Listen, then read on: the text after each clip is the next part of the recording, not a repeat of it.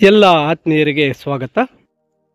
10ನೇ ತರಗತಿ SA1 ಮಧ್ಯವಾರ್ಷಿಕ ಪರೀಕ್ಷೆಯನ್ನು ಕರ್ನಾಟಕ ಶಾಲಾ ಪರೀಕ್ಷೆ ಮತ್ತು ಮೌಲ್ಯ ನಿರ್ಣಯ ಮಂಡಳಿ ವತಿಯಿಂದ ವೇಳಾಪಟ್ಟಿಯನ್ನು ಪ್ರಕಟಿಸಲಾಗಿದೆ.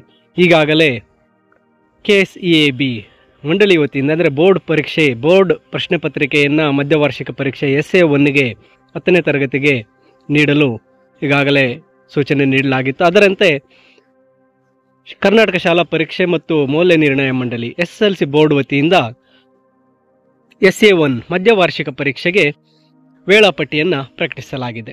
2024-25ನೇ ಸಾಲಿನ SSLC ಸಂಕಲನಾತ್ಮಕ ಮೌಲ್ಯಮಾಪನ 1ರ ವೇಳಾಪಟ್ಟಿ. ಇಲ್ಲಿ ಪ್ರಥಮ ಭಾಷೆ ಕನ್ನಡ 24/9/2024 ಮಂಗಳವಾರ 24ರಿಂದ ಪ್ರಾರಂಭವಾಗುವಂತಹ ಪರೀಕ್ಷೆ. ಮೊದಲನೆಯದಾಗಿ ಮಂಗಳವಾರ ಪ್ರಥಮ ಭಾಷೆ ಕನ್ನಡ ಬೆಳಗ್ಗೆ 10ರಿಂದ ಮಧ್ಯಾಹ್ನ 1 ಗಂಟೆ 15 ನಿಮಿಷದವರೆಗೂ. ಇನ್ನು 25ನೇ ತಾರೀಕು ಬುಧವಾರ ದ್ವಿತೀಯ ಭಾಷೆ ಇಂಗ್ಲಿಷ್ ಮತ್ತು ಕನ್ನಡ. ನಂತರ 26/9/2024 ಗುರುವಾರ ತೃತೀಯ ಭಾಷೆ ಹಿಂದಿ. ನಂತರ 27ನೇ ತಾರೀಕು ಗಣಿತ ಮತ್ತು 28ನೇ ತಾರೀಕು ವಿಜ್ಞಾನ. 28ನೇ ತಾರೀಕು ಶನಿವಾರ ವಿಜ್ಞಾನವಿರುತ್ತೆ, ಬೆಳಗ್ಗೆ 10ರಿಂದ ಮಧ್ಯಾಹ್ನ 1 ಗಂಟೆ 15 ನಿಮಿಷದವರೆಗೆ. ಭಾನುವಾರ ರಜೆ ಇದ್ದು 30ನೇ ತಾರೀಕು ಸೋಮವಾರ ಸಮಾಜ ವಿಜ್ಞಾನ ವಿಷಯವು ನಡೆಯುತ್ತದೆ. ಉಳಿದಂತೆ 1/10/2024ರಂದು ಎಕ್ಸ್ಟ್ರಾ ಸಬ್ಜೆಕ್ಟ್ಸ್ ಏನಿದೆ GTS ವಿಷಯಗಳ ಒಂದು ಪರೀಕ್ಷೆಗಳು ನಡೆಯಲಿದೆ.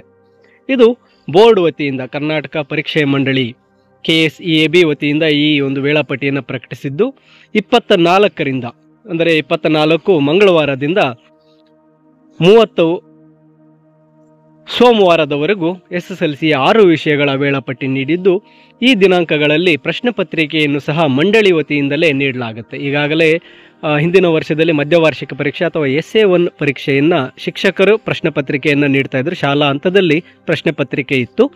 ಆದರೆ ಈಗ ಮಂಡಳಿ ವತಿಯಿಂದಲೇ ಪ್ರಶ್ನೆ ಪತ್ರಿಕೆಯನ್ನು ನೀಡ್ತಾ ಇದ್ದು, ಮತ್ತೊಮ್ಮೆ ವೇಳಾಪಟ್ಟಿ ಗಮನಿಸಿ.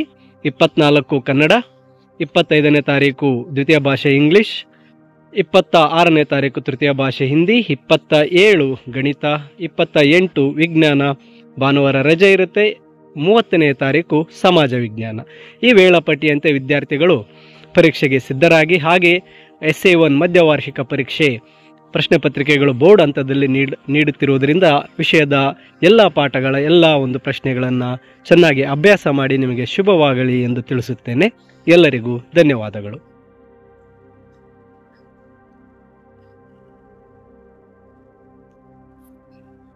All right.